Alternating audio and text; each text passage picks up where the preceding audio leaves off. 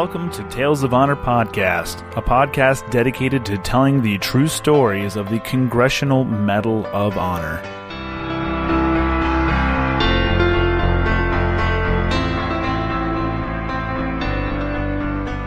Everyone, and welcome to Tales of Honor Podcast. I'm your host, Christoph Ambrosch, and today's episode is episode number 191. And if this is your first time hearing this podcast, welcome, and please be sure to subscribe wherever it is that you're listening. This way, you can get new episodes every time they come out, which is every Wednesday and Sunday, 7 p.m. Eastern Standard Time.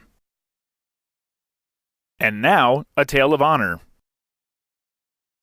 Robert was born on the 21st of April, 1943, in Omaha, Nebraska, and he had joined the U.S. Army in Des Moines, Iowa, in August of 1964. 7 months later, he was a second lieutenant in Company B, 2nd Battalion, 28th Infantry Regiment of the 1st Infantry Division, and he had earned his commission at Fort Benning in Georgia.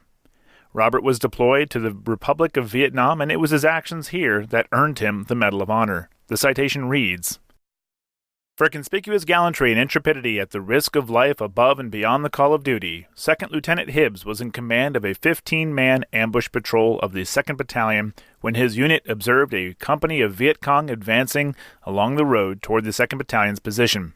Informing his command post by radio of the impending attack, he prepared his men for the oncoming Viet Cong and placed 2 mines in their path and, when the insurgents were within 20 feet of the patrol's position, he fired the 2 anti-personnel mines, wounding or killing half of the enemy company. Then, to cover the withdrawal of his patrol, he threw hand grenades, stepped onto the open road, and opened fire on the remainder of the Viet Cong force of approximately 50 men.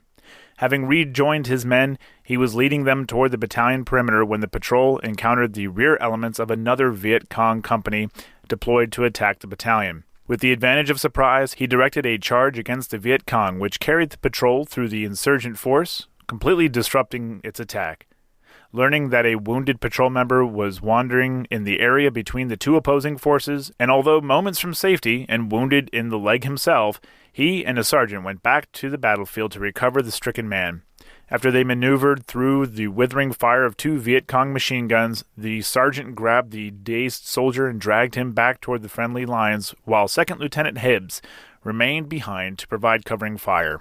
Armed with only an M16 rifle and a pistol, but determined to destroy the enemy positions, he then charged the 2 machine gun emplacements and was struck down.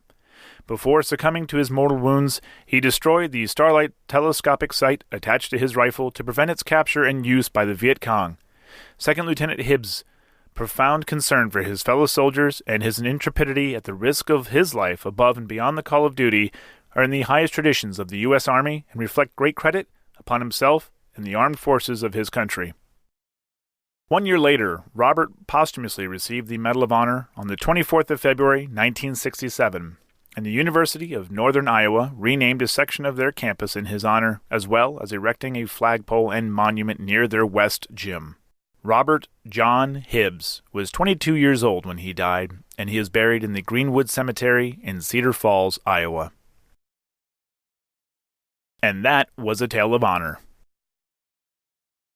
Thank you for listening to Tales of Honor Podcast. Head on over to talesofhonorpodcast.com for more information, other ways to listen and support the podcast, and please be sure to leave a good rating and a nice review. If you have any questions or comments, you can send them on over to talesofhonorpodcast@gmail.com. And until next time, I'm Christoph Ambrosch. Thanks for listening.